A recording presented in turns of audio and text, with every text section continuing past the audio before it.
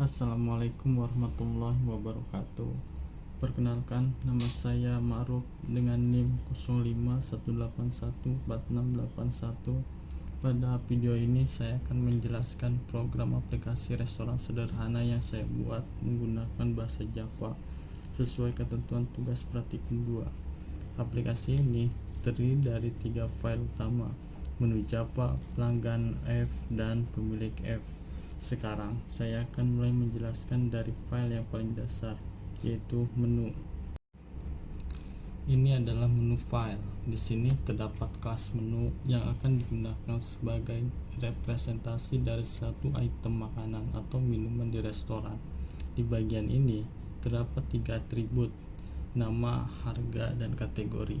Ketiganya akan menyimpan data dari setiap menu. Selanjutnya, saya punya konstruktor menu. Konstruktor ini dipanggil ketika saya membuat menu baru. Setelah itu, di bagian bawah ada metode toString dan fromString. toString digunakan untuk mengubah data menu menjadi format teks ketika disimpan ke file, sedangkan fromString digunakan untuk membaca teks dari file dan mengubahnya kembali menjadi objek menu. Kelas ini menjadi dasar seluruh program.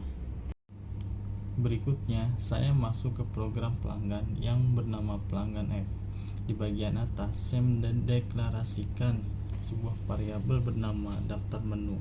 ArrayList ini akan menampung seluruh menu yang tersedia dan akan diisi dari file menu txt. Kemudian, saya masuk ke metode pertama, yaitu load menu. Metode load menu berfungsi untuk memuat daftar menu dari file menu txt.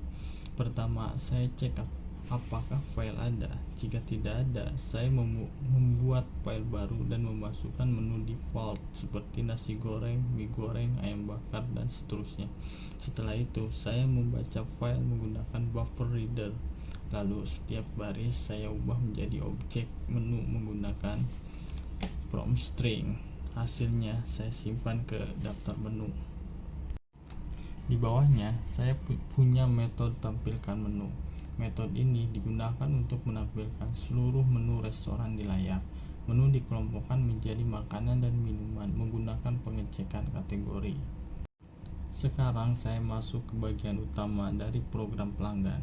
Setelah menu ditampilkan, pelanggan cukup menginput jumlah pesanan untuk setiap menu, bukan memilih nama menu atau nomor menu. Bagian ini menggunakan perulangan. Jika pelanggan memasukkan angka lebih dari 0, saya tambahkan ke daftar pesanan.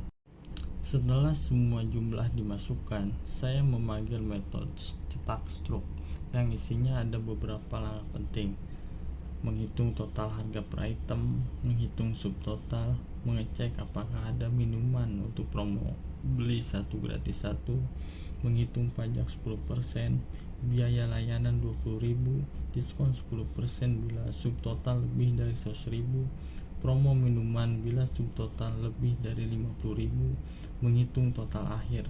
Terakhir, struk dicetak ke layar dengan format nama item, jumlah, harga satuan, total item, pajak, layanan, diskon atau promo, dan total akhir. Itulah alur lengkap program pelanggan. Selanjutnya, saya masuk ke program pemilik F. Fungsinya adalah untuk mengelola menu restoran seperti menambah menu baru, mengubah harga, dan menghapus menu. Program ini juga menggunakan file menu txt. Tepat di bagian awal terdapat metode load menu yang sama seperti di program pelanggan, yaitu membaca daftar menu dari file. Selain itu, ada metode penting, yaitu simpan menu. Metode ini dipanggil setiap kali pemilik keluar dari program, dan fungsinya adalah menuliskan seluruh menu yang baru ke file agar perubahan tidak hilang. Tampilkan menu menampilkan daftar menu ke pemilik, sama seperti di program pelanggan. Pada metode tambah menu, pemilik dapat menambahkan nama menu, harga, dan kategori. Ada perintah yang benar-benar membuat objek menu baru. Di metode ubah harga, saya meminta nama menu yang ingin diubah. Setelah menu ditemukan, ada konfirmasi Jika pemilik menjawab ya, harga akan diperbarui. Terakhir adalah metode hapus menu. Metode ini mencari menu berdasarkan nama, lalu menghapusnya dari daftar jika pemilik mengonfirmasi penghapusan. Sekarang saya demonstrasikan cara pelanggan memesan. Ketika program pelanggan F dijalankan, daftar menu langsung tampil. Pelanggan cukup mengisi jumlah pesanan untuk setiap menu. Di sini saya contohkan nasi goreng 2, ayam bakar 1, es teh manis 2, kopi hitam 1. Menu lain saya isi 0. Setelah semua jumlah dimasukkan, struk otomatis ditampilkan berisi detail item, subtotal, pajak, biaya layanan, diskon atau promo yang berlaku, dan total akhir yang harus dibayar. Selanjutnya, saya demonstrasikan program pemilik app. Saya pilih menu nomor 2 untuk menambah menu baru. Saya masukkan nama menu nasi kebuli, harga 35.000, kategori makanan. Setelah ditambah, saya buka menu nomor 1 untuk melihat daftar menu nasi kebuli sudah muncul. Berikutnya, saya ubah harga menu. Saya pilih menu nomor 3, masukkan nama menu nasi goreng, kemudian konfirmasi ya. Dan saya isi harga baru, misalnya 20.000. Harga menu berhasil diperbarui. Untuk menghapus menu, saya pilih nomor 4. Saya masukkan nama menu, misalnya air mineral, kemudian konfirmasi ya. Menu tersebut langsung dihapus dari daftar. Untuk memastikan perubahan tersimpan, saya kembali menjalankan pelanggan F. Menu yang baru ditambahkan dan menu yang diubah atau dihapus langsung muncul sesuai perubahan terakhir, karena sistem menyimpan data di file menu txt.